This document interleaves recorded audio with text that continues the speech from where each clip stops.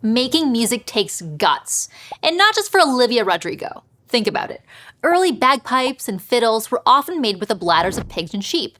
The strings on European lutes, violins, and guitars were made with the intestines of cows and sheep. Not to mention, early flutes were made of bone, drums were made of animal skin, and trumpets were made of ram horns. Fortunately, a lot fewer sheep and other animals are harmed in the making of today's instruments.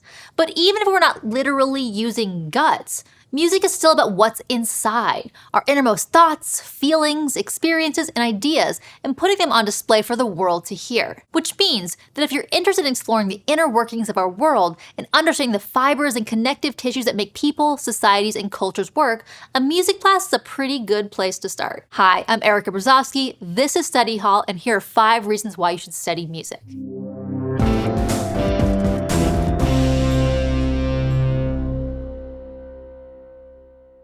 First of all, taking a music class will teach you a lot about, well, music. Whether it's a class in music theory or history, or if you're learning to sing or play an instrument, your music class will teach you a lot about what music is and where it comes from. And having a better understanding of exactly what it is you're hearing can enhance your listening experience. Like sometimes it's hard to know whether that's a trumpet or a French horn in the background. Or even if you know what the instrument is, maybe you don't really know how a piano or a cello or a theremin works. It's okay, no one understands the theremin. Studying music can help demystify the sounds we're hearing. And once you know that massive, spooky wall of sound is coming from an organ, different kind of organ this time, played by an organist who's using their hands and feet to play as many as 7 keyboards, while also pressing and pulling hundreds of pedals, knobs, buttons, and switches to control the pitch and volume of sound produced through thousands of pipes, it makes a piece of music that much more intricate and impressive. Knowing how the sausage is made, coincidentally also with guts, can give you a whole new appreciation for the sausage stuffer. The skill of the musicians and the genius of the composer. This kind of appreciation can also open you up to new musical traditions and genres. Like maybe you're the sort of person who loves to hate on jazz. Well, jazz means dozens of things. There's cool jazz, smooth jazz, New Orleans jazz, free jazz, big band swing, and whatever Ryan Gosling was doing in La La Land. Some styles rely heavily on syncopated rhythms, and others are made up of improvisation. Studying music can help you hear, understand, and describe what music is and where it comes from. Like jazz has its roots in African rhythms that have been influenced by European harmonic structures, blues, and ragtime. And in turn, jazz and its roots influence other genres from pop to hip-hop to country. Recognizing that can help you expand and build on your ideas of what music is and can be, opening you up to all kinds of new ways of playing, listening to, and thinking about music. And along with helping you understand and appreciate the sounds and skills that make up the music you're listening to, studying music can also help you understand where that music comes from, the history and culture of the people who wrote it in the first place. All over the world for millennia, we've been using music to tell stories, celebrate victory in battle, make offerings to deities and rulers, lament losses, protest injustice, and express love and heartbreak. In other words, we've used music to, ease the experience of existing on Earth. Like people from China's Zhou dynasty used music to express emotions and send political and social messages. The biblical psalmists wrote music to express both joy and lament. Beethoven used music to express, the massive and dramatic range of his own feelings about being a deaf musician with chronic diarrhea, taking the music and guts connection to a whole new level. And generations of Arabic, Indian, African, and European love songs, work songs, spirituals, and folk songs tell us about the range of human experience. We can learn about these emotions and experiences by looking at the lyrics of this music, of course, but composers and musicians also say a lot through the instruments, keys, chords, tempo, and rhythm they use. For example, in music that's based in European traditions, we generally think of major chords as being joyful, while minor chords sound sad. A slow violin melody can sound mournful, while quick staccato trumpet notes can sound jubilant. Music from other regions of the world, like the Middle East and other parts of Asia, use different tonal patterns and instruments, but each culture and region of the world has its own unique ways of putting rhythms and tones together to make music say the things they want to say. Studying music is an incredible way to explore both what makes different cultures and time periods unique, but also what humans have in common despite these differences. And as a bonus, while you're learning all that, some really neat stuff is happening in your brain, particularly if you're learning to play an instrument. That's because playing music involves a ton of multitasking. Mastering complex clarinet fingerings takes elite fine motor skills, while watching the conductor for cues and reading the music on the page sharpens your visual processing skills. Plus, listening to what you're playing and how it blends with the other instruments around you strengthens your auditory processing abilities. It's a whole orchestra of input for your brain. And all that multitasking amounts to a full brain workout.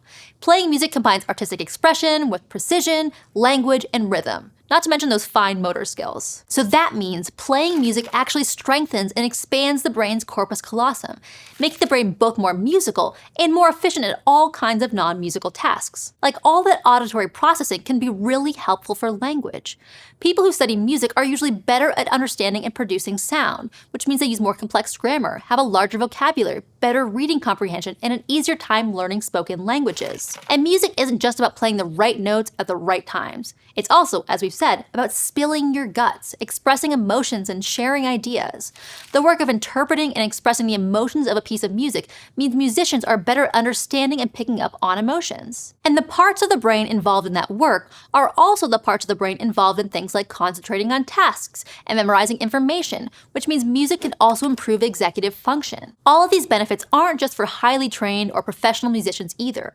These effects can be seen even in people who have been practicing an instrument for just a short time. So basically, no matter what you want to do, music is going to make you better at it. Because ultimately, music is about making connections in your brain, across cultures, throughout genres, and importantly, among people and communities. That last one is why the Era store had millions of people trading friendship bracelets. And it's why you can find forums and fan clubs from everything from K-pop to Bollywood music and didgeridoos to dulcimers. The people who make up these forums and fan clubs aren't just casual listeners, they have studied the music. They know the lyrics inside out and backwards so they can predict Taylor Swift's next move. They know about the history of K-pop and the development of the dulcimer, and they can discuss them in incredible detail. They have opinions and theories and ideas, and no matter how far-fetched, they get to critically and seriously debate these ideas with other enthusiasts around the world. Studying music, both formally and informally, fosters friendships, and critical analysis and engagement with music and musicians and all the ideas, cultural movements, and historical moments they represent. And it allows us to do those things together, to bounce our ideas off one another and build our understanding, so that we're all working together to get to know music and each other. But studying music doesn't just allow us to discuss music together, it also allows us to make music together. And that has all kinds of additional benefits beyond the community and connection. Musical ensembles like choirs, orchestras, indie rock bands, and DJ duos can bring together people of different ages, perspectives, and tastes in music to unite with a common goal, to play or sing the same piece. And in order to do that, musicians need to work together. They're listening and blending and watching the conductor to make sure no one gets out of sync with the rest of the ensemble. Making music together makes for better listeners, better communicators, and better teammates. It teaches patience, humility, dedication, and all kinds of other characteristics that can help us function and get along in the world. But maybe more than anything else, studying music is a good idea because music is for everyone, or at least it should be. But it hasn't always been treated that way. Music education in the US tends to focus on European Baroque and classical music composed by guys like Bach and Beethoven. And it also relies on expensive instruments and expensive music lessons that not everyone has access to. I'm of course referring to the sheep bladder bagpipes. But while Bach and his organ fugues are great, for music to truly be able to connect all of us and show us the breadth of human experience, we need to know about much, much more than a white guy composing church music in Germany. We also need to know about the Aboriginal Australian didgeridoos, and West African djembe, and Chinese dizi. And the more people study music, the more perspectives and ideas about its history and culture we'll have, and the more we'll know about what music is and what it can look and sound like. And not only that, but the more people study music and understand how good and important it is, the more we'll create opportunities for more people to be able to participate both inside and outside the classroom. The good news is, even if you've never stepped foot in a music class before, it's never too late to start. And even outside of a formal academic setting, there are lots of ways to learn about music. Plenty of online and library resources can help you learn more about music history and theory, or even teach you to play an instrument. And lots of music teachers would love an adult student who's interested in learning and willing to practice. Plus, many pawn shops and music stores sell secondhand instruments at lower prices. Some music stores and schools might also provide opportunities for renting instruments, and some public libraries even have instruments available to borrow along with the materials you need to start playing. Those same music stores and libraries might also host events like jam sessions and meetups where you can meet other musicians while honing your skills. Many communities have choirs and bands that anyone can join, Or you can make like a gutsy high schooler who just got their first drum kit and start your own garage band with friends. When you do, you'll experience all kinds of benefits that will apply to your job, your relationships, and the way you experience existence on Earth that will last for the rest of your life. The music you study, create, and listen to might make you healthier, smarter, and a better musician.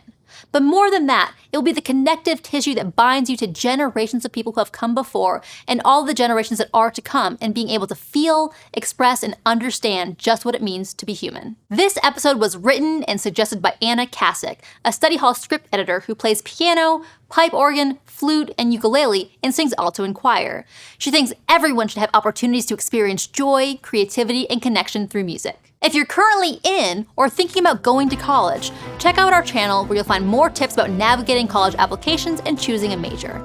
To find out how to earn college credit with Study Hall, go to gostudyhall.com or click on the link in the description. And if you want to help us out, give this video a like, tell us what class you think everyone should take, and smash that subscribe button. Thanks for watching. See you next time.